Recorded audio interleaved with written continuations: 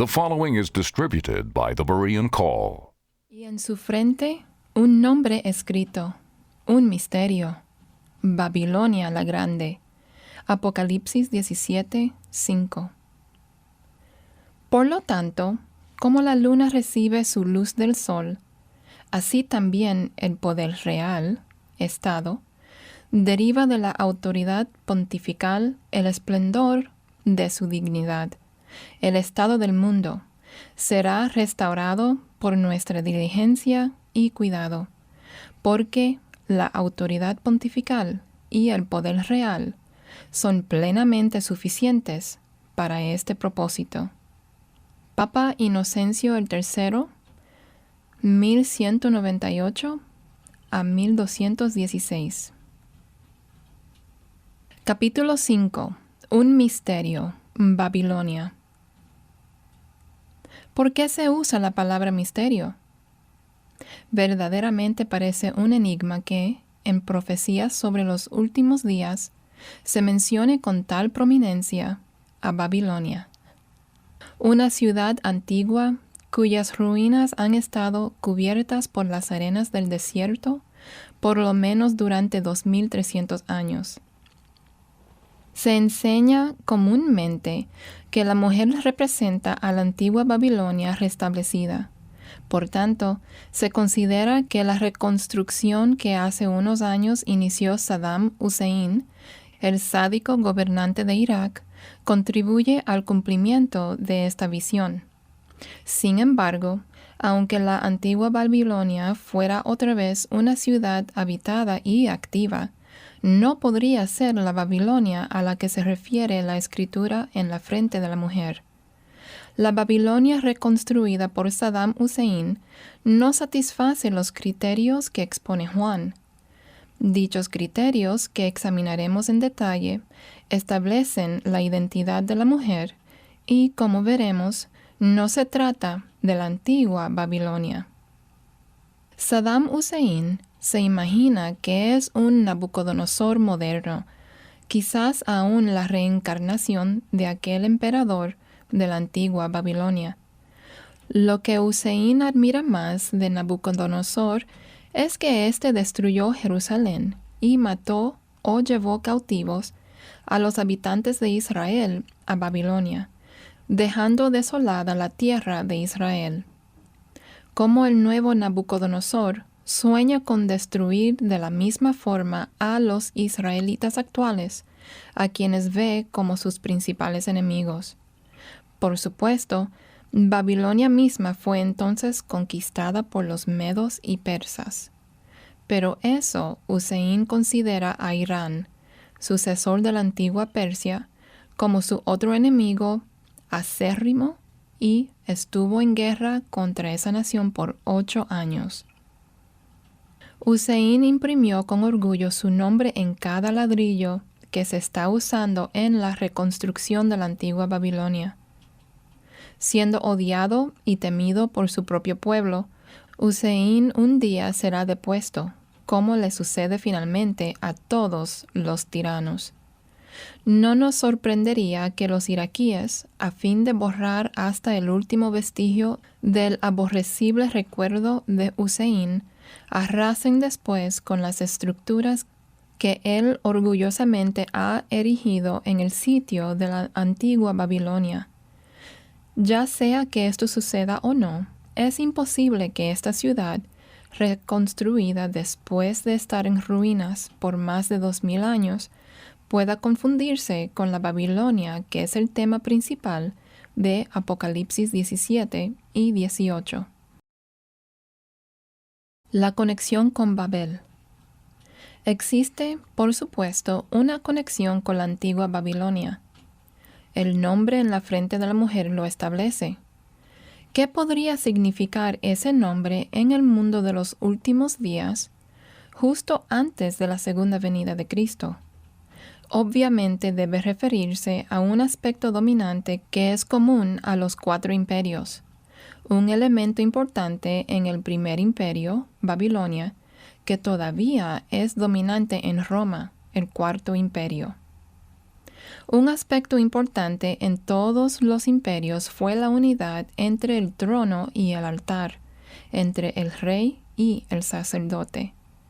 Todavía no se hablaba de la, empiezo de la cita, separación entre iglesia y Estado, terminación de la cita. Más bien ocurría lo contrario. Los sacerdotes paganos, astrólogos, magos, hechiceros, adivinos, eran los consejeros más cercanos del emperador y a menudo la influencia oculta que controlaba el imperio. Por tanto, una característica de esta mujer, que es una ciudad y también una entidad espiritual, serán sus relaciones adúlteras con gobiernos seculares. La unidad de la Iglesia y el Estado persistió desde los días de Babilonia hasta después del dominio de Roma, el cuarto imperio mundial en la visión de Daniel. Como hemos visto, los emperadores romanos, al igual que otros gobernantes de la antigüedad, dirigían el sacerdocio pagano y se les adoraba como dioses. Puesto que la religión fue el factor dominante en cada imperio, conviene que examinemos más detalladamente la religión de Babilonia. Una torre hasta el cielo. La Babilonia de Nabucodonosor fue edificada alrededor de las ruinas de la Torre de Babel, la que erigieron los descendientes de Noé bajo el liderazgo de Nimrod después del diluvio. Génesis 10, del 8 al 10, Miqueas 5, 6. Los edificadores declararon en forma específica su propósito original.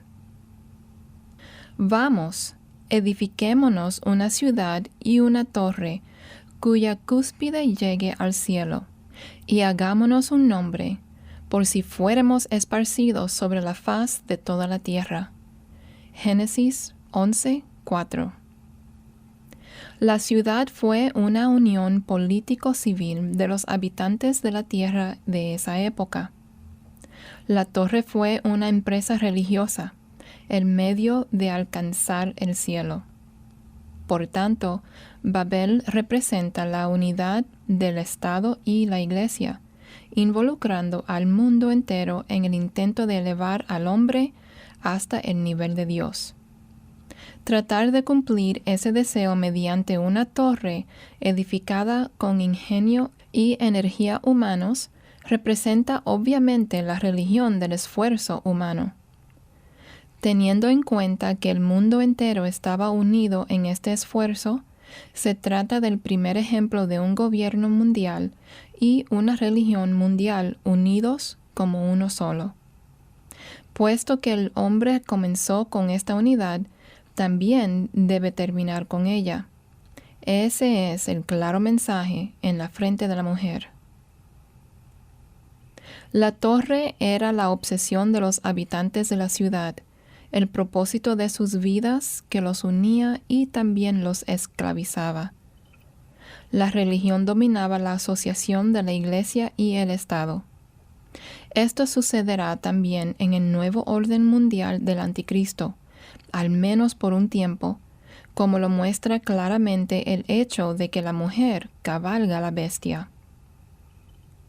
La Torre de Babel era totalmente lo opuesto a la forma de salvación que Dios había declarado desde Abel en adelante.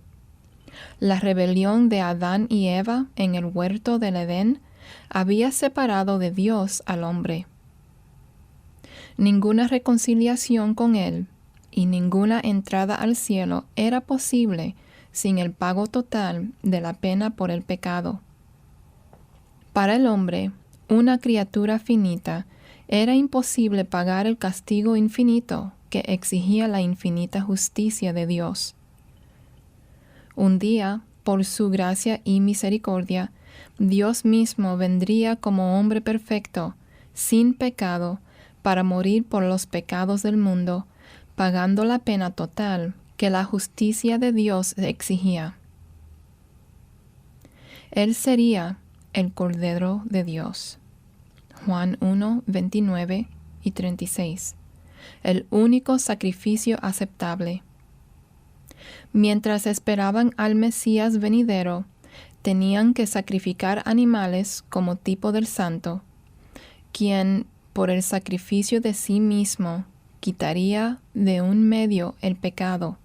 Hebreos 9:26. El único acercamiento provisional a Dios que él aprobaba se había descrito con claridad. Éxodo 20, del 24 al 26. Debían ofrecer sacrificios de animales sobre un altar de tierra. Si el terreno era demasiado rocoso como para juntar suficiente tierra, podían hacer el altar apilando rocas, pero sin tallarlas ni forjarlas con herramientas.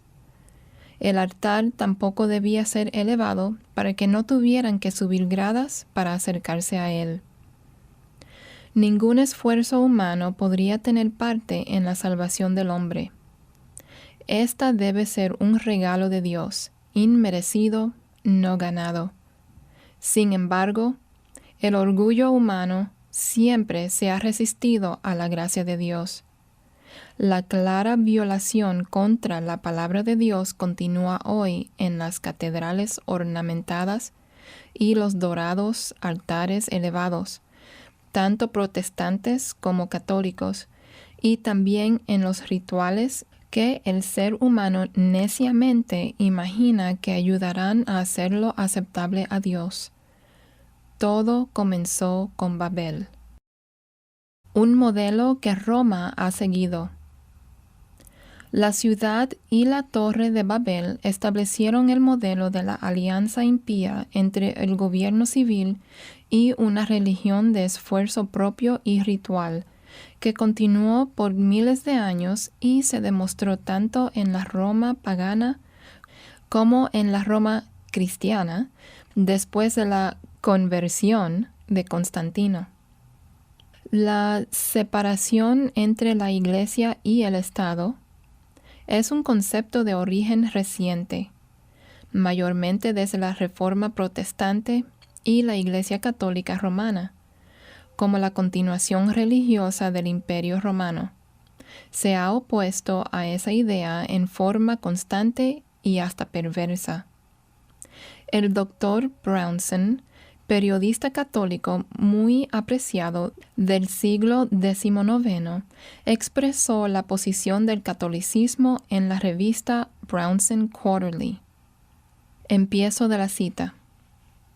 Ningún gobierno civil, ya sea monarquía, aristocracia, democracia, puede ser un gobierno sabio, justo, eficaz o duradero, que gobierne por el bien de la comunidad, sin la Iglesia Católica.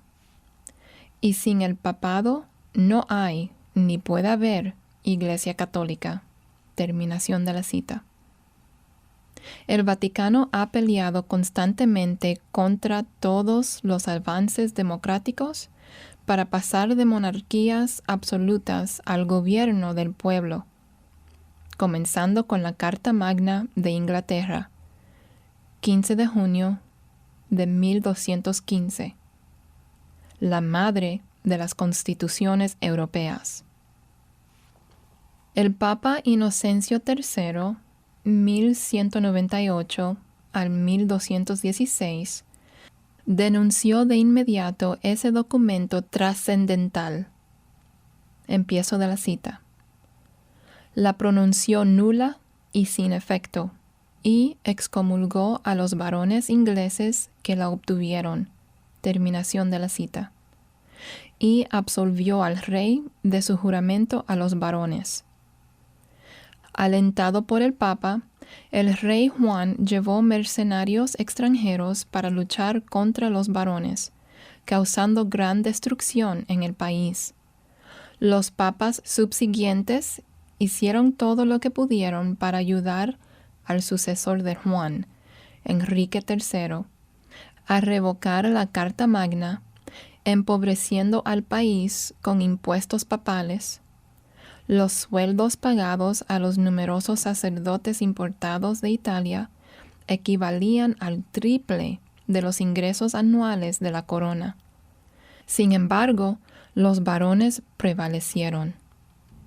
El Papa León XII reprobó a Luis XVIII por aceptar la liberal Constitución de Francia, mientras que el Papa Gregorio XVI denunció la Constitución de Bélgica de 1832. Su infame encíclica Mirari Vos, del 15 de agosto de 1832, que el Papa Pío IX confirmó en su Syllabus Errorum en 1864, condenó la libertad de conciencia como, empiezo de la cita, una locura insensata, terminación de la cita, y la libertad de prensa como, empiezo de la cita, un error dañino que no puede detestarse lo suficiente, terminación de la cita. Reafirmó el derecho de la Iglesia a usar la fuerza y, como incontables papas antes que él, exigía que las autoridades civiles encarcelaran inmediatamente a toda persona no católica que osara predicar y practicar su fe. Un eminente historiador del siglo XIX, comentando sobre la denuncia del Vaticano respecto a las constituciones de Baviera y Austria, parafraseó su actitud con estas palabras. Empiezo de la cita. Nuestro sistema absolutista apoyado por la Inquisición, la censura más estricta, la prohibición de toda literatura, la privilegiada exención del clero y el poder arbitrario de los obispos no puede tolerar ningún otro gobierno excepto los absolutistas.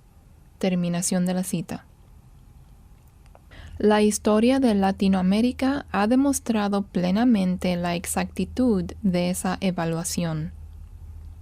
En los países católicos, el odio de los papas hacia la libertad y su asociación con regímenes opresores, a los que a menudo lograron manipular para sus fines, es una realidad registrada en la historia. Cualesquiera que sean sus motivos, la historia es testigo innegable de que cuando ha podido, la Iglesia Católica Romana ha reprimido y condenado públicamente derechos humanos básicos, tales como la libertad de prensa, de expresión, de religión y aún de conciencia. Antes de la revolución encabezada por Benito Juárez, en 1861, el catolicismo romano había dominado la vida del pueblo mexicano y controlado el gobierno durante 350 años. Era la religión del Estado y no se permitía ninguna otra. Después de realizar una investigación exhaustiva de los anales históricos, un escritor declaró, empiezo de la cita, la opresión que ejercía España y la que ejercía la Iglesia de Roma estaban tan entrelazadas que la gente no las podía distinguir. La jerarquía católica romana apoyaba al régimen español y por medio de su Inquisición del Nuevo Mundo excomulgaba a todo el que se resistiera al poder del Estado.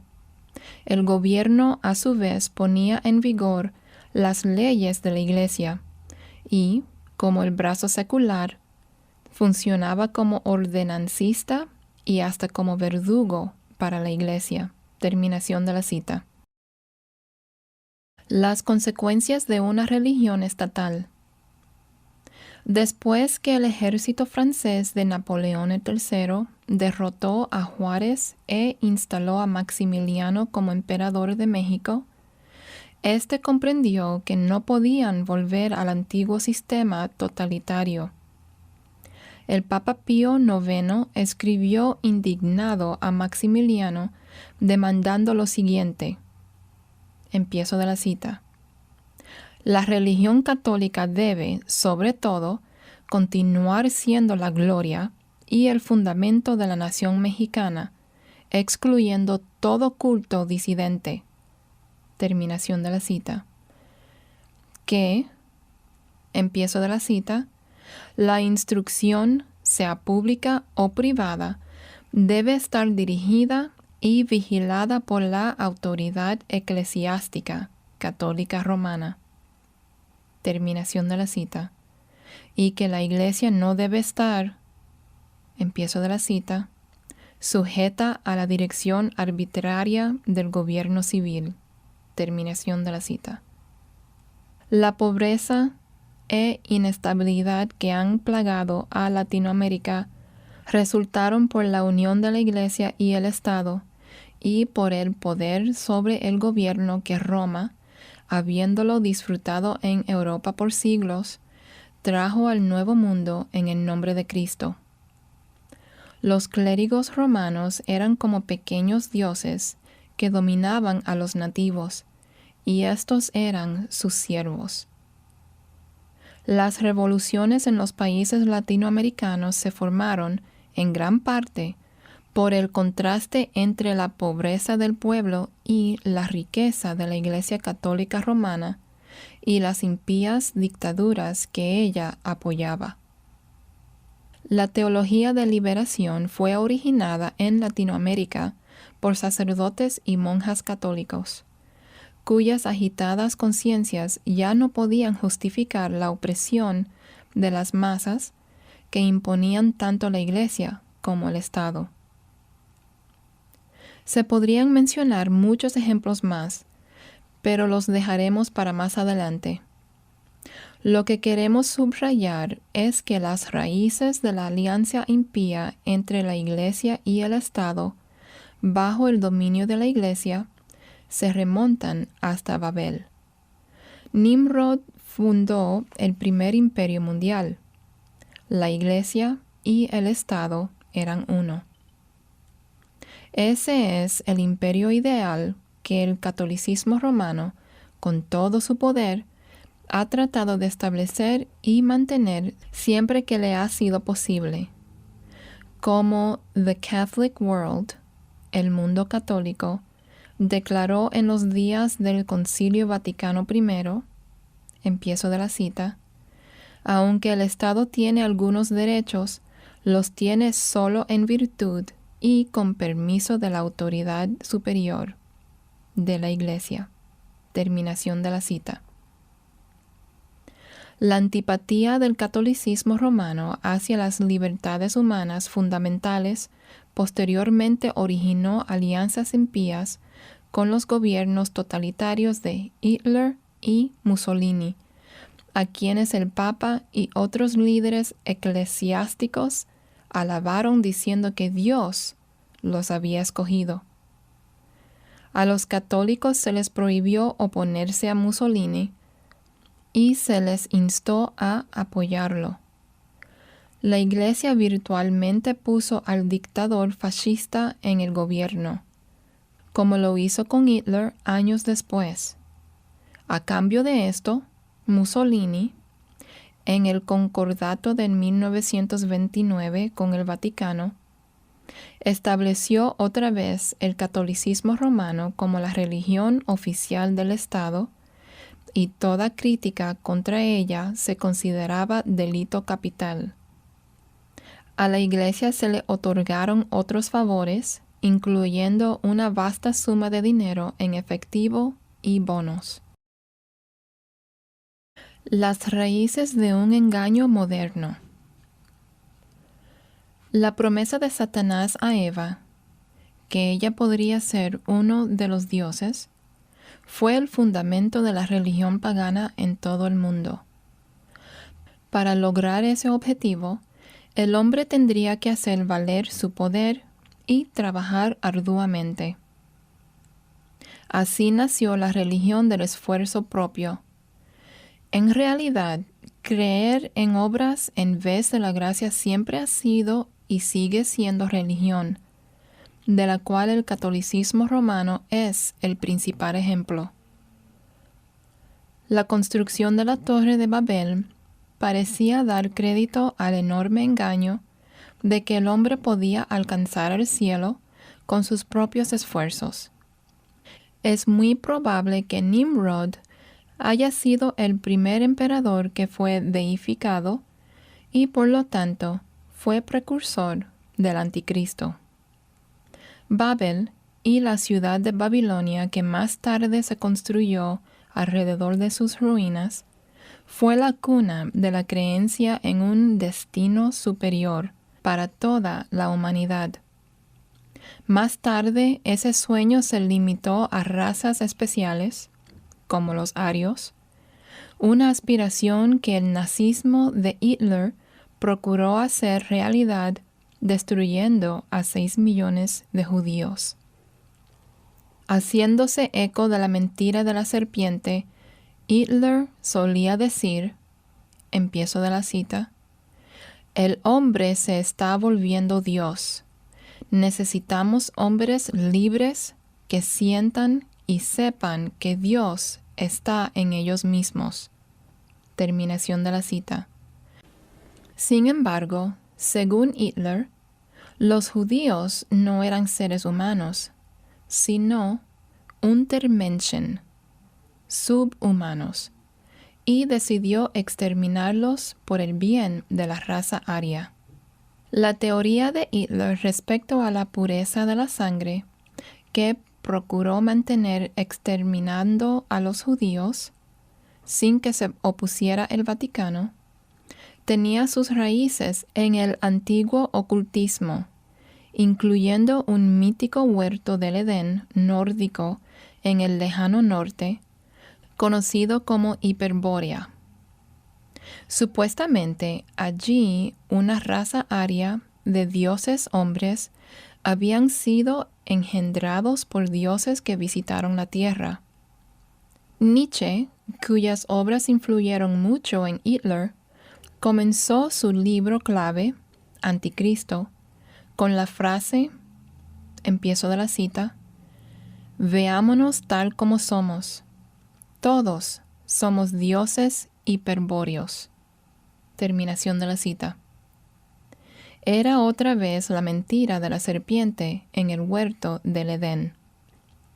Peter Viereck, historiador y ganador del premio Pulitzer, encuentra las raíces del sueño nazi, de una raza maestra de dioses hombres que gobiernan el mundo, no solo en Hegel y Nietzsche, sino también en Wagner y en numerosos autores románticos que repitieron la mentira de la serpiente a Eva.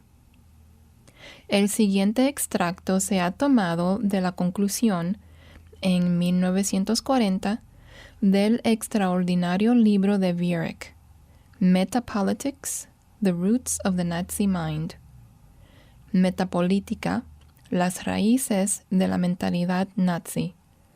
Un final que la editorial original rehusó incluir porque era demasiado extremista, pero que ahora, al examinarlo en retrospectiva, revela que era asombrosamente exacto.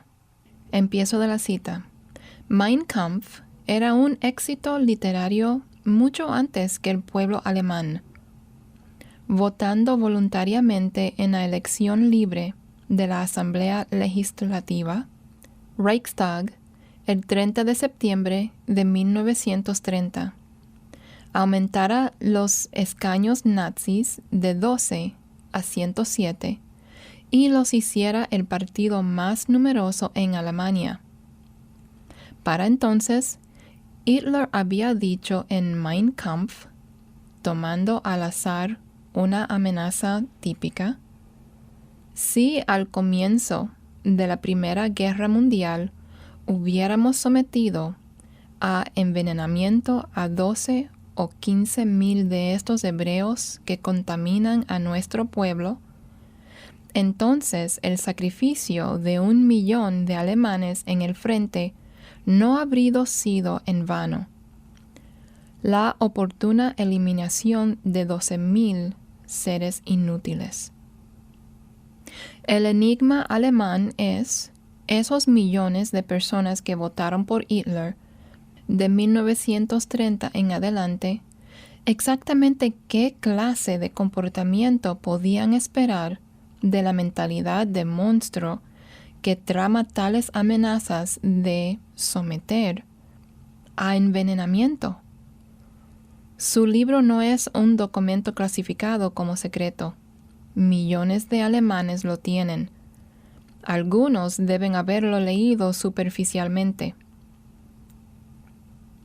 Entre estos, de seguro, hubo algunos del público que lo alentaron y también algunos dignatarios influyentes con acceso a la prensa, radio y otros medios para advertir al público.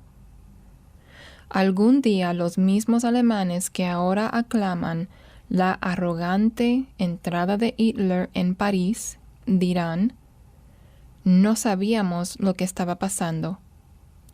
Y cuando llegue ese día, habrá risas en el infierno. Terminación de la cita.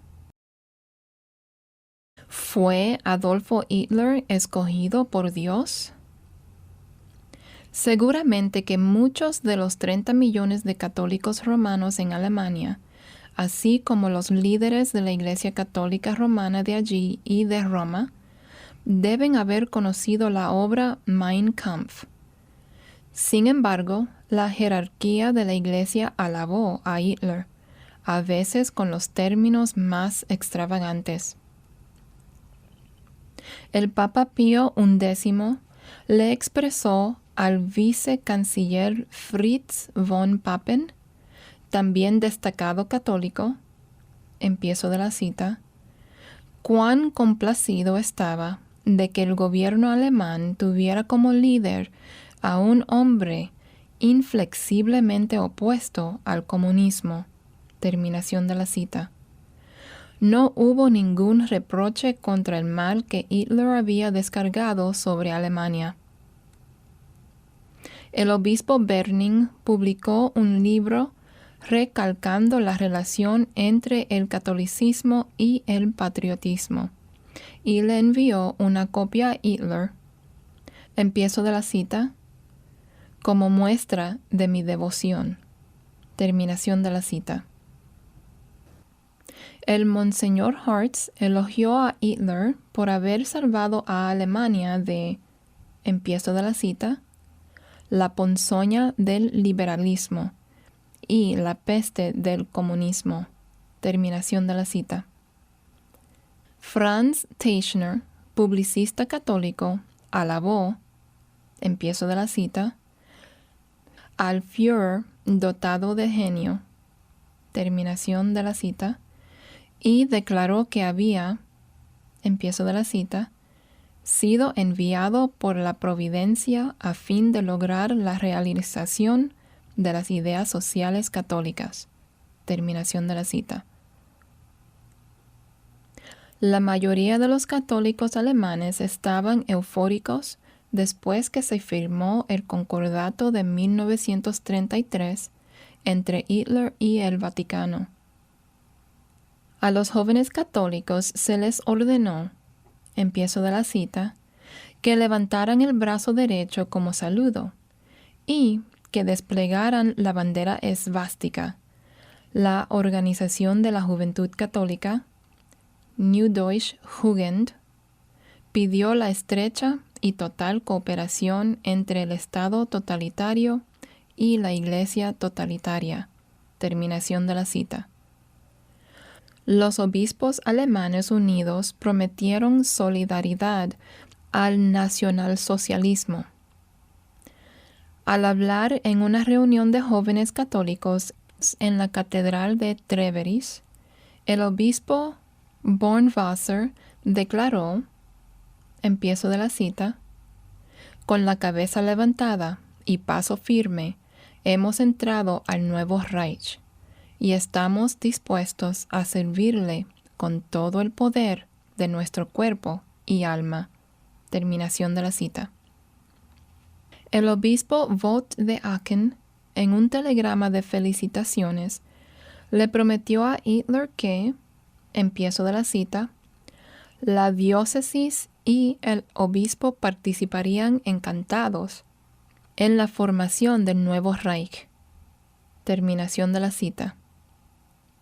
El cardenal Faulhaber, en una nota manuscrita a Hitler, expresó el deseo, empiezo de la cita, que viene del fondo de nuestro corazón, que Dios guarde al canciller de Reich para nuestro pueblo. Terminación de la cita. En un diario estadounidense alemán, apareció una fotografía que mostraba al vícaro general Steinmann a la cabeza de organizaciones de la juventud católica en un desfile que pasaba frente a Hitler y contestaba el saludo del Führer con el brazo levantado. Respondiendo a la crítica de católicos norteamericanos indignados por esto, Steinmann declaró que los, empiezo de la cita, católicos alemanes, por cierto, consideraban el gobierno de Adolfo Hitler como la autoridad dada por Dios. Terminación de la cita.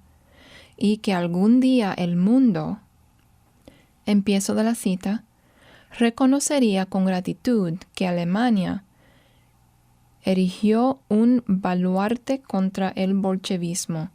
Terminación de la cita. ¿Y qué de Mein Kampf y la perversidad del nazismo? Gunther Louis, profesor adjunto de gobierno en la Universidad de Massachusetts, huyó de su nativa Alemania en 1939, cuando tenía 15 años de edad.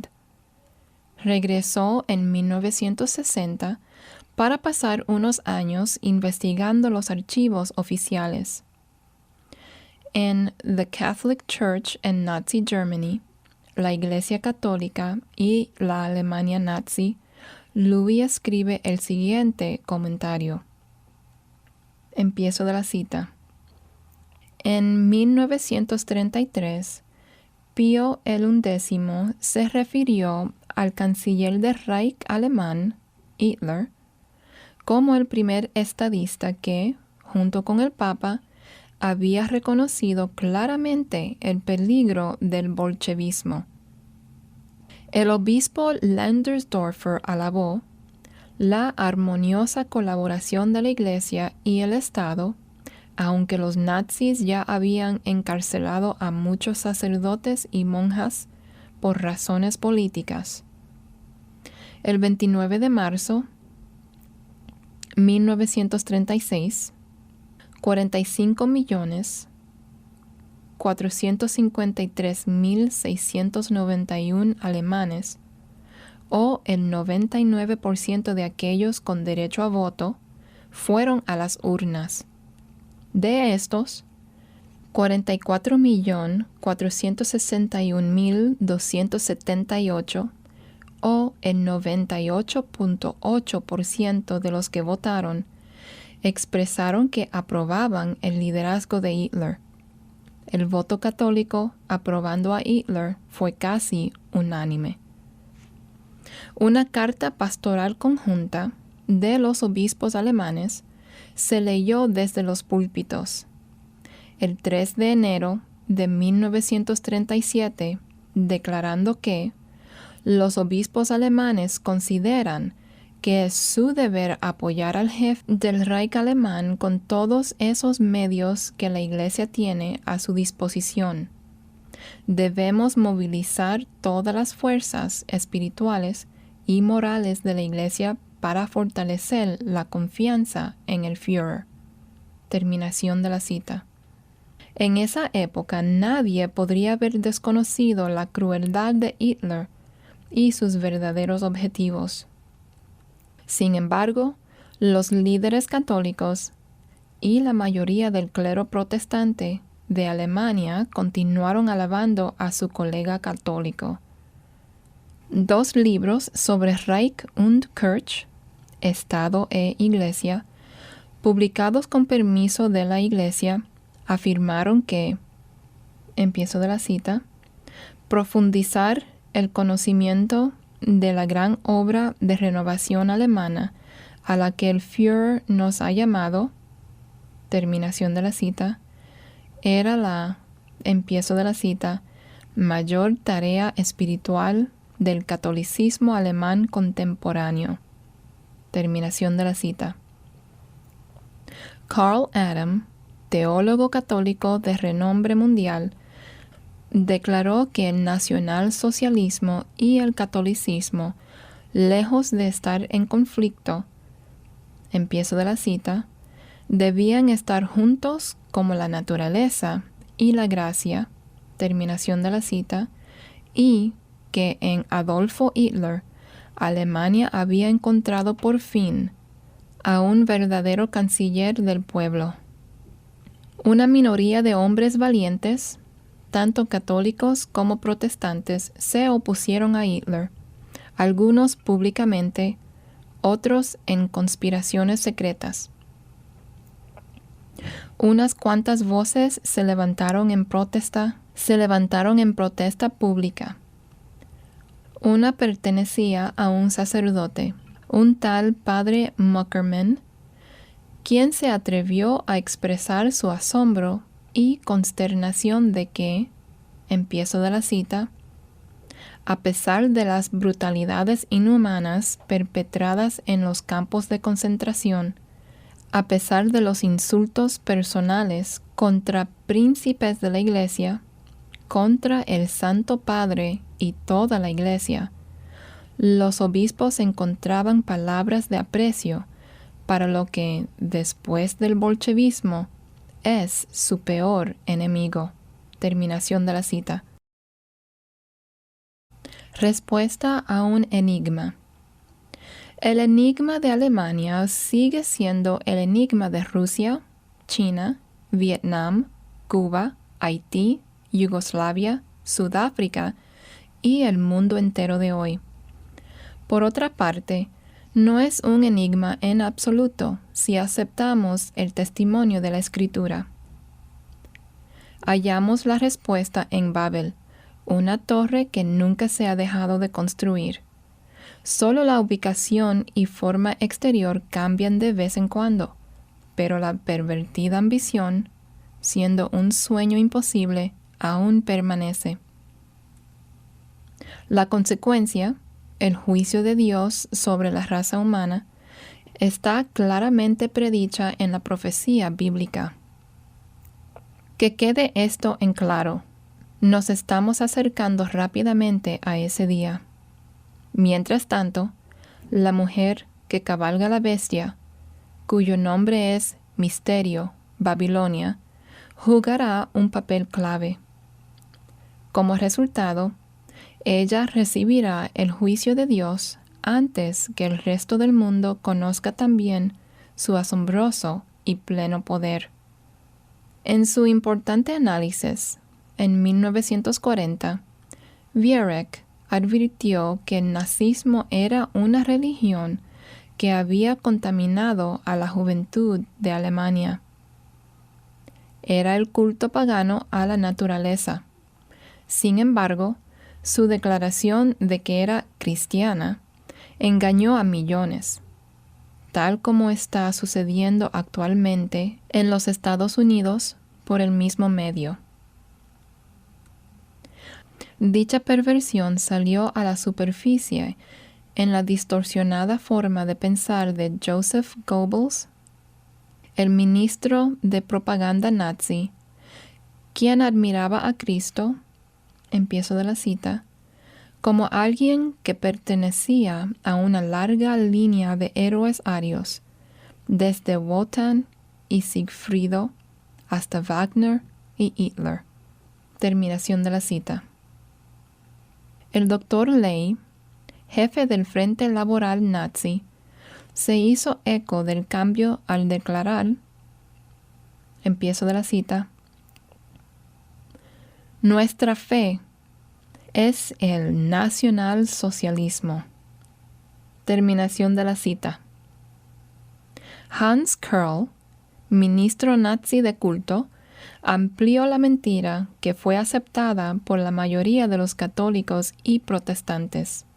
Empiezo de la cita. El partido representa el verdadero cristianismo. El Führer es el heraldo de una nueva revelación. Terminación de la cita. ¿Nueva? Viereck dijo que el nazismo era un nuevo paganismo.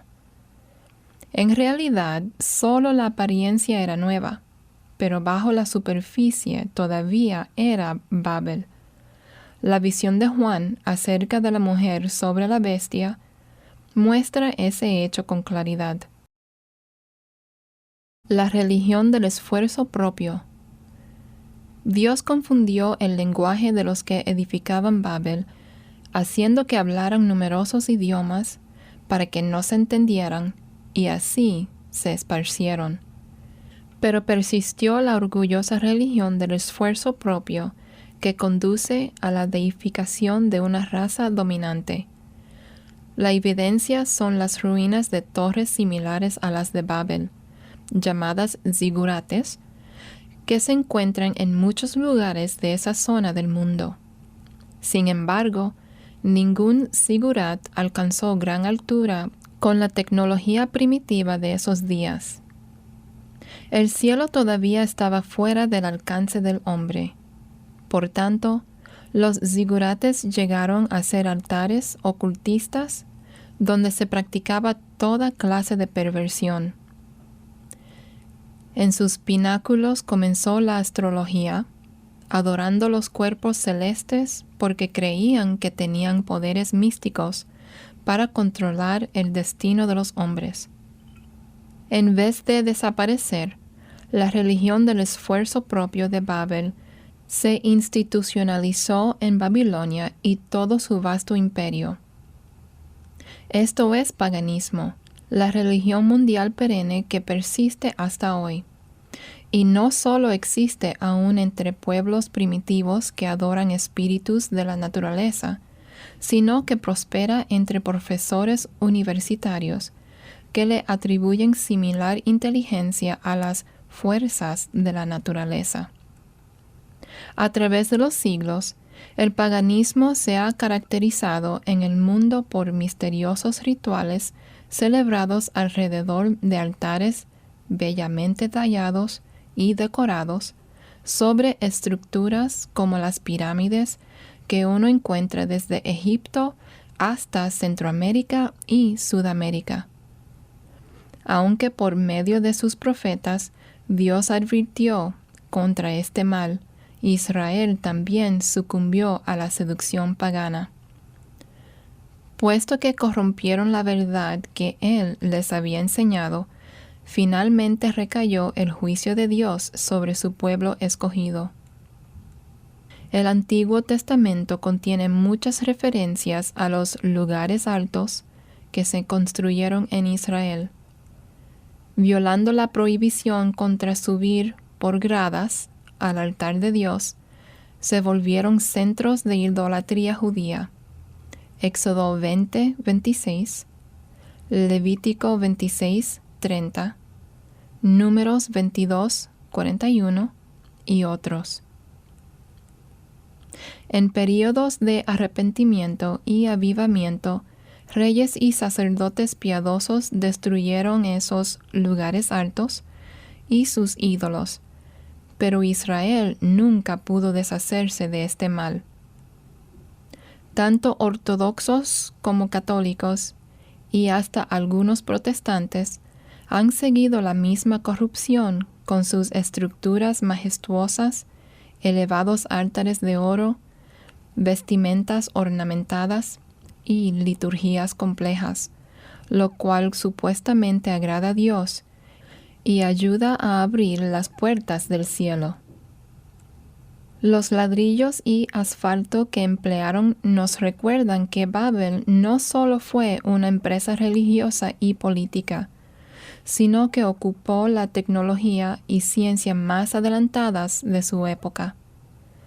La ciencia actual todavía representa un intento por elevar al hombre a la divinidad con la conquista del espacio, del átomo, de las enfermedades y finalmente de la muerte.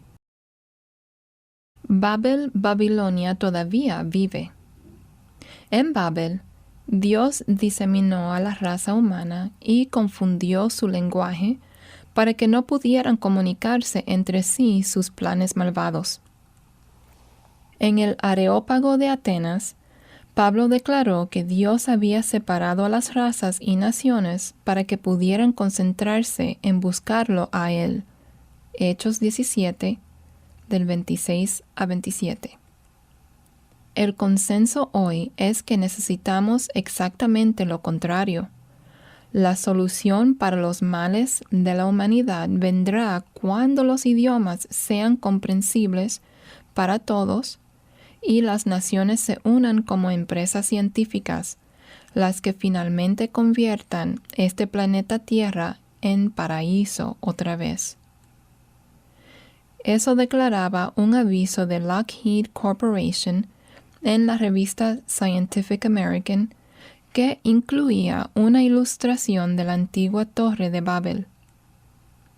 Proclamando los logros tecnológicos de la empresa, el aviso ostentaba que sus avances científicos estaban, empiezo de la cita, deshaciendo el efecto de Babel, terminación de la cita, uniendo a la humanidad y haciendo posible que todos hablen un solo idioma.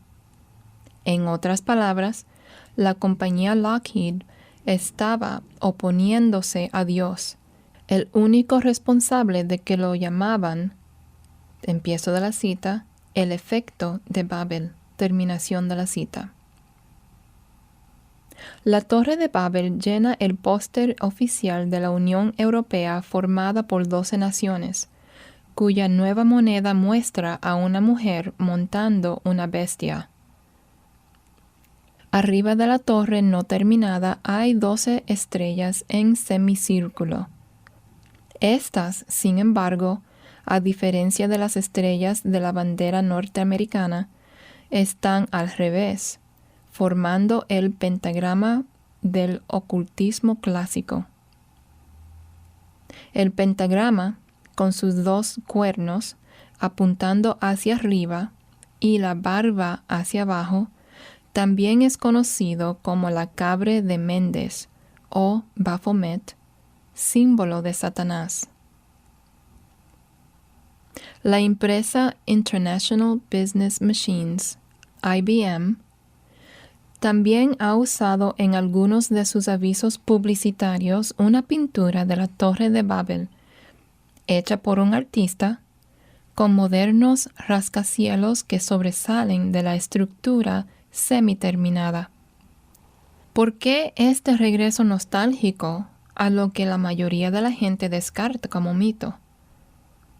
Parece haber una simpatía innata hacia Babel, un reconocimiento de que el hombre moderno está prosiguiendo desde donde Babel dejó y que está tras la misma ambición de alcanzar la inmortalidad mediante el esfuerzo humano.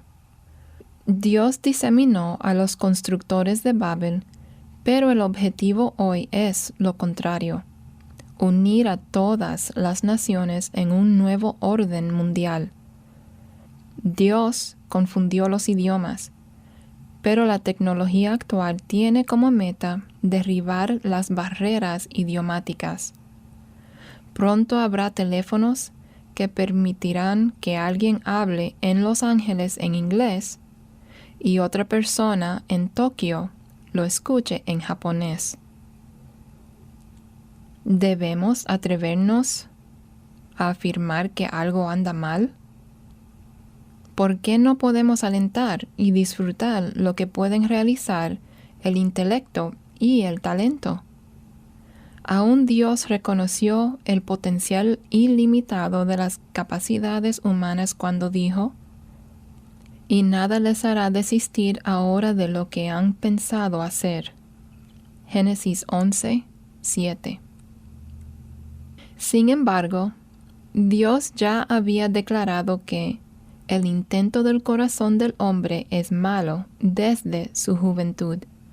Génesis 8, 21.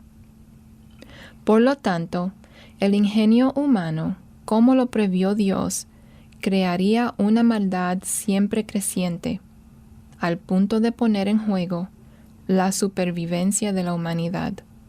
Por cierto, todo lo que hoy amenaza la supervivencia ha provenido del genio científico.